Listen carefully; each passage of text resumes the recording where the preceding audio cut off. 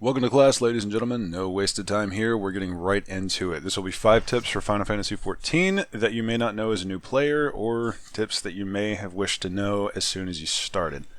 Let's boogie.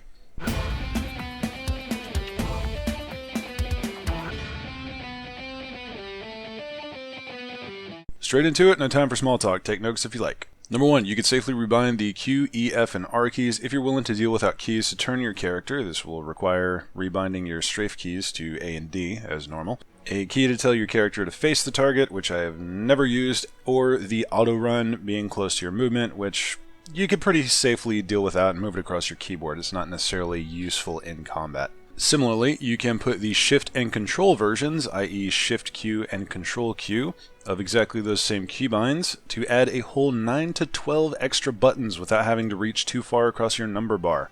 I did this pretty early and haven't needed any of those functions yet, though I do still like to have auto run pretty close. Here's how to get to the keybinds if you need that. Number 2, do your hunting log if you're on an off class or want to super level your main in the very early game. Hit H to see your hunting log, which will automatically go to your current class.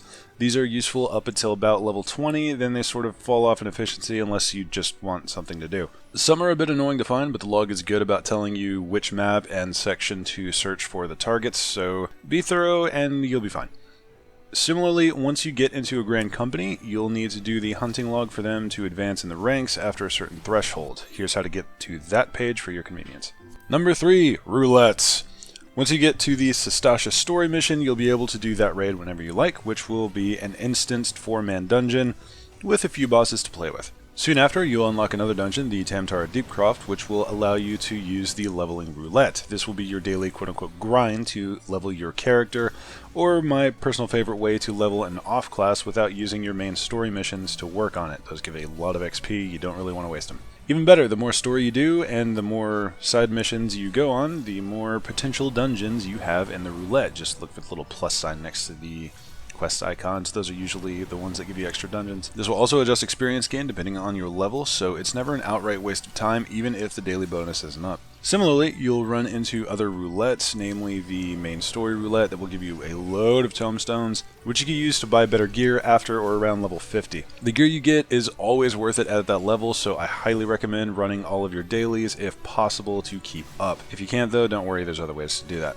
Don't forget to spend your resources, they have a cap. At the top of your screen by default, you can see the buffs and debuffs on the left and right respectively, shown here. You can also see what buffs and debuffs an enemy or ally has if you click on them, shown here. This is important if, say, a boss is recovering HP and you have no idea why, or you have a doom stack which will kill you instantly when the time runs out. This is just a quality of life thing mostly, but do pay attention to these. You can even hover over them to see exactly what the buff is, and all of them have timers if they have a time limit for ease of tracking. Number 5, and this is by far the most important in my mind, know your core. This one is a bit vague, so let me attempt to explain. Each class has a core rotation ability or some kind of something that makes it really unique. For instance, the Red Mage has dual cast, which allows it to blast away with a lower cast time spell, then fire out a longer cast time spell instantly, keeping its damage nice, high, and consistent.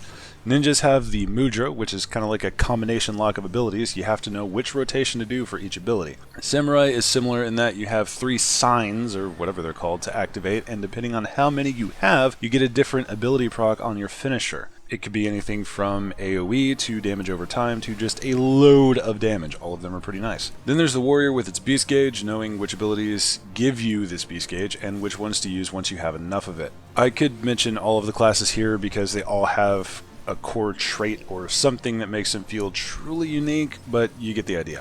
Do a little research and trust me, you won't be disappointed. And that pretty much wraps it up. I wanted this video to be super short and to the point for someone who just wants to get into it, so there you go. If you found these tips helpful, please drop a like down below and maybe a comment if you have any questions. For more Final Fantasy XIV content, hit that subscribe button and ring the bell so YouTube Senpai remembers I exist. It does help a lot. Have a wonderful day. I'll see y'all next round.